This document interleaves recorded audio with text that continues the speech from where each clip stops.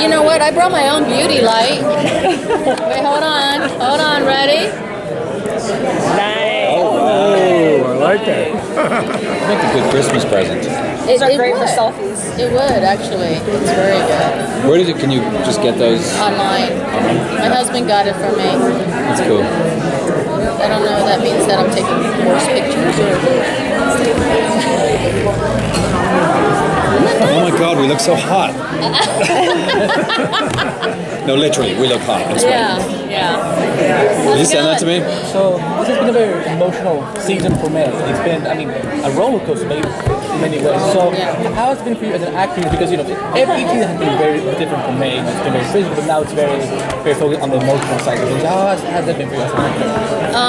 It's been a wonderful season and very challenging, because not only were we playing the real May and dealing with Is that the royal we? Is that the royal we? We're playing May, and then we're playing a different kind of May.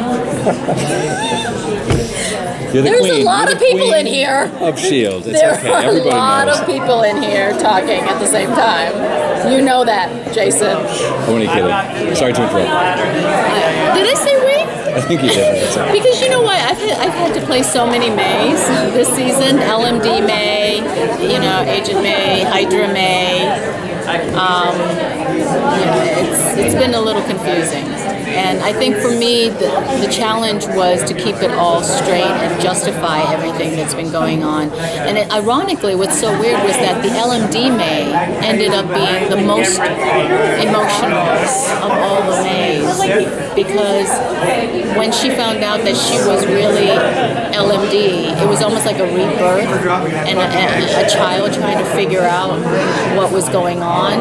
And so her guards were down and she was really feeling a lot of things and analyzing a lot of things. And I think it's ironic that the robot May, ended up having the most trouble with what she was processing. I love that scene with you and Clark at the beginning of the last episode. Yeah. In my office, I think it was. In your office, Yeah, when yeah. she was saying like she's seeing snow for the first time, Yeah. and not understanding and not trusting this Clark because it's not Clark, Coulson. Yeah. Yeah. I don't trust Clark either. No, of course not. Why would you? But it's been a fun challenge, and I don't know how our writers create so many amazing storylines all the time, right? Yeah. And while also being, keeping loyal to the comic books and the spirit of the source material. Yeah. Pretty cool. So after playing so many versions of May, as you said, which one is the funnest one for you to play in the past, in all of the seasons? Who'd you enjoy the most? I like playing the young May the most from this season. With the little bangs? With the bangs. And that she was actually feisty and she smiled and she was, she was needling Coulson all the time. I want to have more young May. Some more smiles. Did you know that? I did, of course I noticed. Yeah. I love that you got a kick out of it. I loved it. I loved playing the young May. Yeah. Young Ming. I mean May. So Jason, are you hoping for a double soon on the show? To play a double? I played it my LMD already. Oh, you did? Oh, okay. Yeah, that big scene between Mace, the big fight scene between Mace and Daisy. I was an LMD, Yeah. So we tried to make that fight slightly different to his other fights because he's fighting as a robot. So we were. And the robots are much stronger. Yeah, for sure. more powerful, and so Yeah. we're trying to make him look more like sort of Terminator 2 kind of stuff. Did you study any of that to kind of come off? Yeah, we looked at a little bit of it, and it was also incorporated into the choreography of the fight. So it was like something I had to do rather than wanted to do. But I thought it was cool. I thought it was well choreographed, Yeah, it looked well great. executed, and Jed Really shot great. that episode, and he did a fantastic job.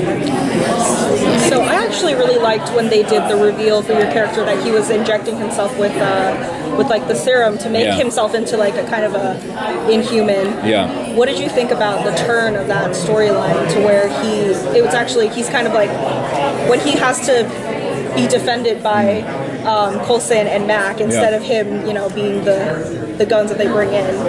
Well, you know, he was asked to do a job, and he felt that if he had said no, it would be disloyal to his country, and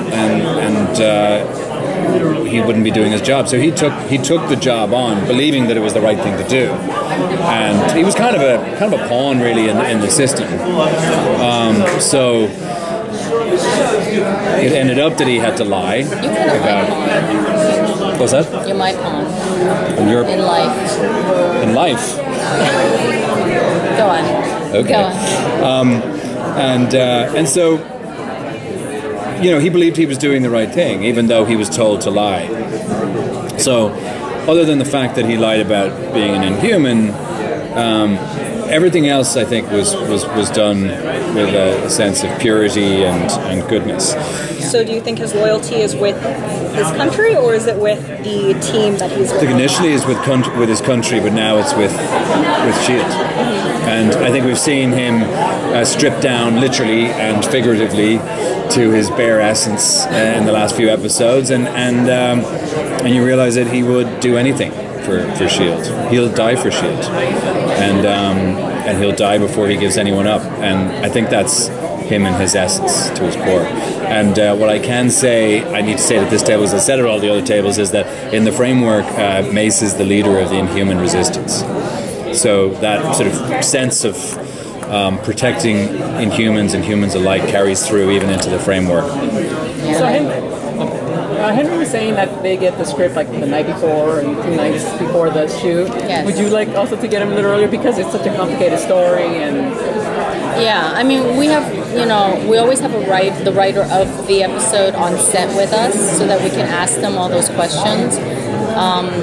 Because we really don't have a lot of time to break down the script and figure everything out. Sometimes it's on the day and you think it's supposed to go one way, and then the writer will come in and go, no, actually it's going to be this and this and this, because they know what the future storyline is that we are not privy to. So when you're acting in this environment, a lot of times it's an incredible amount of trust that you put to the director and the writers, and at the same time you try as an actor to find justification for those moments without really knowing what's going to happen down the line, and it's difficult. It's difficult to play sometimes, you know. But there's a lot of trust. There's a lot of trust, and then I'm always amazed because when I watch the whole episode, when it's all edited together with all the special effects and everybody else's storyline, I'm like, oh, that's what that was about. Seriously, and I'm not alone in it. I mean, apparently a lot of our cast members all have that reaction. You're like, oh, that's why I said that line. You know, it's weird. It's a really weird process. Yeah. Thank you guys so much. Thank you. Thank you.